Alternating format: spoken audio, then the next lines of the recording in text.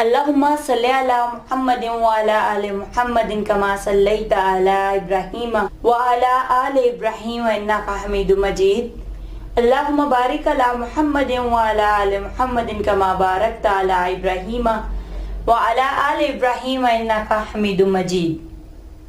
अस्सलाम वालेकुम फ्रेंड्स, कैसे हैं आप? जी फ्रेंड, आज नए लेसन के साथ दोबारा हाजिर हूँ। फ्रेंड्स, अपनी पिछली वीडियो में मैंने आपको बताया था डायरेक्ट स्पीच क्या होता है और इनडायरेक्ट स्पीच क्या होता है और इन दोनों के दरमियान डिफरेंस क्या होता है। ठीक है फ्रेंड, आज हम डायरेक्ट स्पीच के सेंटेंस में जो पार्ट्स होते हैं हम आज उसको डिस्कस करेंगे। ठीक है, यहाँ पे जुमला है, Ali said to me I like orange.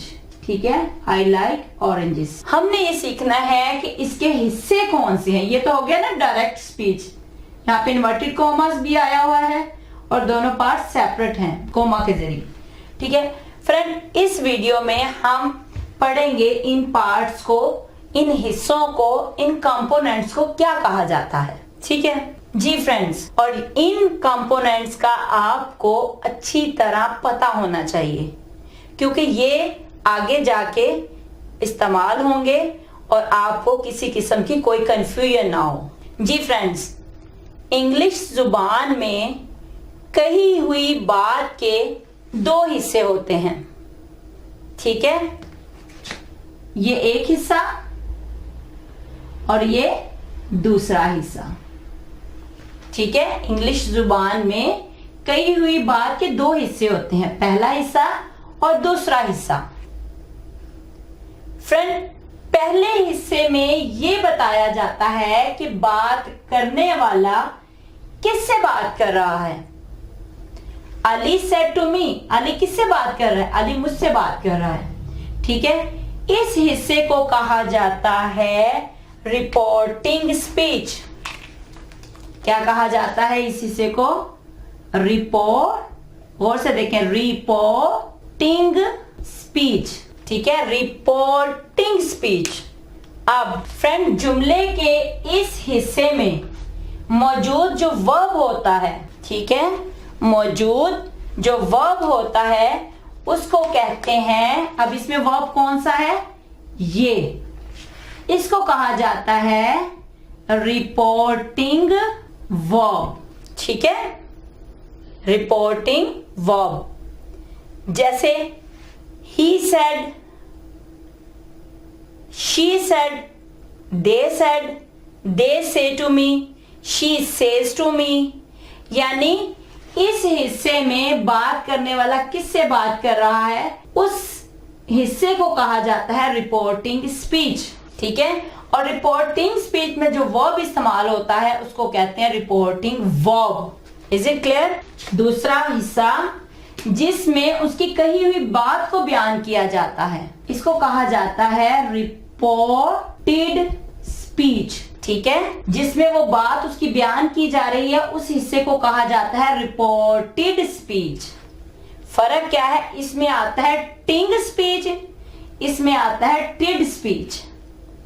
ठीक है, बात करने वाला किससे बात कर रहा है, इस हिस्से को कहा जाता है रिपोर्टिंग स्पीच। और बात करने वाला क्या बात कर रहा है उसको कहा जाता है reported speech. Is it clear? और रिपोर्टेड स्पीच में जो वर्ब यूज होता है उसको कहा जाता है रिपोर्टेड वर्ब। ठीक है, रिपोर्टेड वर्ब। ठीक है, मुश्किल तो नहीं है। Reporting speech, reported speech. और इस रिपोर्टिंग स्पीच में जो वर्ब यूज हो रहा है इसको कहते हैं रिपोर्टिंग वर्ब, और इस हिस्से में जो वर्ब यूज हो रहा है इसको कहते हैं रिपोर्टेड वर्ब। ठीक है फ्रेंड, रिपोर्टेड स्पीच ये हिस्सा इन्वर्टेड कॉमास में बंद कर दिया जाता है। ठीक है, बोलने वाले के अल्फाज को इन्वर्टेड कॉमास में बंद कर दिया जाता है, इसको कहते हैं इनवर्टेड कॉमास। ठीक है, इन्वर्टेड कॉमास। और जब किसी भी सेंटेंस को डायरेक्ट से इनडायरेक्ट में जब बदलते हैं तो ये इन्वर्टेड कॉमास जो है ये खत्म कर दिए जाते हैं। ठीक है, क्या है, जब ये तो डायरेक्ट स्पीच है ना, डायरेक्ट स्पीच के कंपोनेंट्स ये हैं। ठीक है, अब इस डायरेक्ट स्पीच को जब मैं इनडायरेक्ट में बदलूंगी तो क्या होता है, इन कॉमास को खत्म कर दिया जाता है इनडायरेक्ट स्पीच में। कैसे, ये देखें। अब इसको मैं इनडायरेक्ट में कैसे बदलूंगी, अली टोल्ड मी दैट, ठीक है, दैट ही लाइक्ड ऑरेंजेस। ठीक है, अब यहां पे मैंने क्या किया, ये कॉमास को देखें इनडायरेक्ट स्पीच में खत्म कर दिया गया है। ये इन्वर्टेड कॉमास को खत्म करके यहां पे दैट का इस्तेमाल कर दिया है।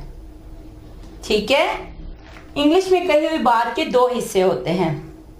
एक हिस्से में कहा जाता है कि बात करने वाला किससे बात कर रहा है, उसको कहा जाता है रिपोर्टिंग स्पीच।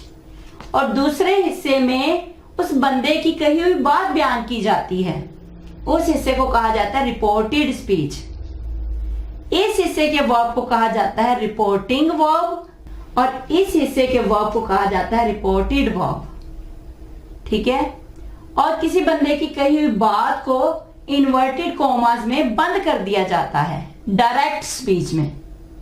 ठीक है, लेकिन जब इस डायरेक्ट स्पीच को इनडायरेक्ट में बदलते हैं तो ये जो इन्वर्टेड कॉमास हैं ये इनडायरेक्ट स्पीच में खत्म हो जाते हैं, उसकी जगह दैट लगा दिया गया है यहाँ पे। Is it clear?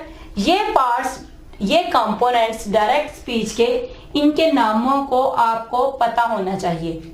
जब आगे मैं आपको इनके रूल्स, इनके तरीकाकार कैसे बदलते हैं, टेंसेस में कैसे करते हैं जब बताऊंगी, तो मैंने सिर्फ रिपोर्टिंग स्पीच और रिपोर्टेड स्पीच कहना है। फिर आपको पता होना चाहिए reporting speech, reporting verb, reported speech, reported verb, ये क्या होते हैं।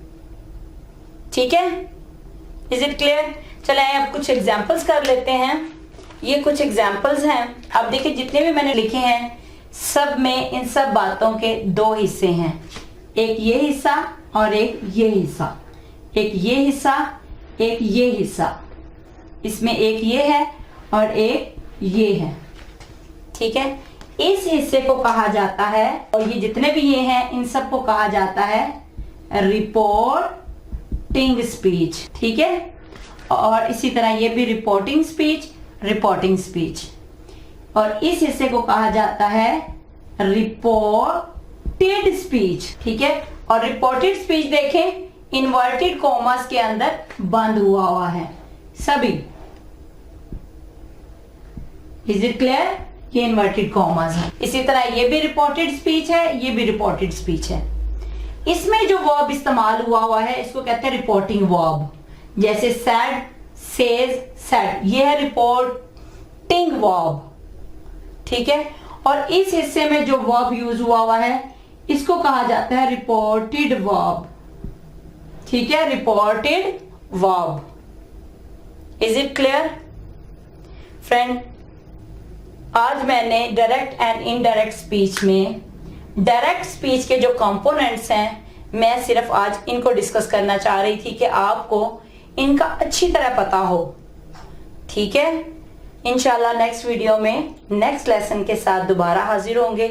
अगर आपको वीडियो अच्छी लगी तो काइंडली इसको ज्यादा से ज्यादा शेयर करें। ठीक है जी फ्रेंड्स, अगली वीडियो में फिर मिलेंगे। अपना ख्याल रखिएगा, दुआओं में याद रखिएगा। अल्लाह हाफिज।